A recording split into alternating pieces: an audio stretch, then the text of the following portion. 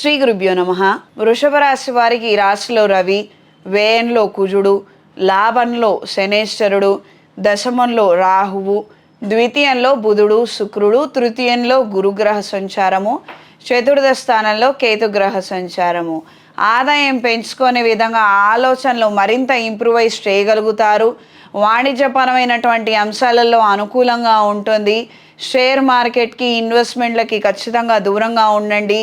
అవగాహన లేని విషయాలలో పెట్టుబడులు పెట్టి నష్టపోయే అవకాశం ఉంటుంది. దూర ప్రయాణాలు అనుకూలంగా ఉంటాయి. సంతానానికి సంబంధించిన కొన్ని ముఖ్యమైనటువంటి విషయాలలో కొంతమంది పెద్దవాళ్ళ సలహాలు సూచనలు తీసుకొని గట్టెక్కగలుగుతారు. మంచి విషయాలు అనేవి ఏర్పడతాయి. అనుకున్న సమయానికి అనుకున్న కార్యక్రమాలను నిర్వహించాలన్న ఆలోచనలు ఎక్కువ శాతం నెరవేరుతాయి. కార్యానుకూలత మరింతగా పెరుగుతుంది.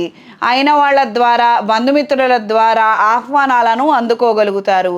చేస్తున్నటువంటి ధార్మిక కార్యక్రమాలకు, సంఘసేవా కార్యక్రమాలకు మంచి గుర్తింపుని, మంచి పేరుని పొందగలుగుతారు. వృత్తి నిమిత్తం ఆదాయం పెంచుకోవడానికి చేసే ప్రయత్నాలలో స్వల్పమైన చికాకులు ఏర్పడవచ్చు. అంటే ప్రమోషన్ కోసం చేసే ప్రయత్నాలలో ఇబ్బందులు ఉంటాయి.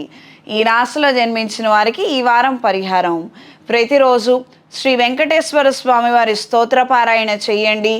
శరీరం సహకరించిన వారు సూర్యోదయానికన్నా ముందరే 3 లేదా 5 సూర్య నమస్కారాలను చేసి ఆదిత్య హృదయాన్ని పఠించండి. ఎరుపు ఒత్తులతో అష్టమూలిక తైలంతో నిత్య దీపారాధన జరిపించండి. ఆరోగ్యం మెరుగుపడడం కోసము గోధుమ రవ్వతో ప్రసాదం తయారు చేసి శ్రీ వెంకటేశ్వర స్వామి వారికి నివేదించి 10 మందికి పంచండి.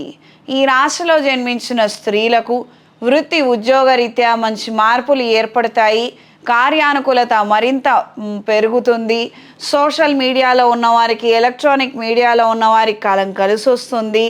ప్రత్యేకించి కొత్త ఉపాధి అవకాశాల కోసం వెతికే వారి కాలం అనుకూలంగా ఉంటుంది. ప్రత్యేకంగా కళా సాంస్కృతిక రంగాల్లో ఉన్నవారికి నూతన అవకాశాలను పొందగలుగుతారు. ట్రైనింగ్ ఇన్స్టిట్యూట్స్లో చేరటము లేదా కోర్సులను చేపట్టడము అనుకూలంగా ఉంటుంది. ఈ రాశిలో జన్మించిన వారికి ఈ వారం కలిసొచ్చే రంగు ఎరుపు, కలిసొచ్చే దిక్కు తూర్పు, కలిసొచ్చే సంఖ్య 5.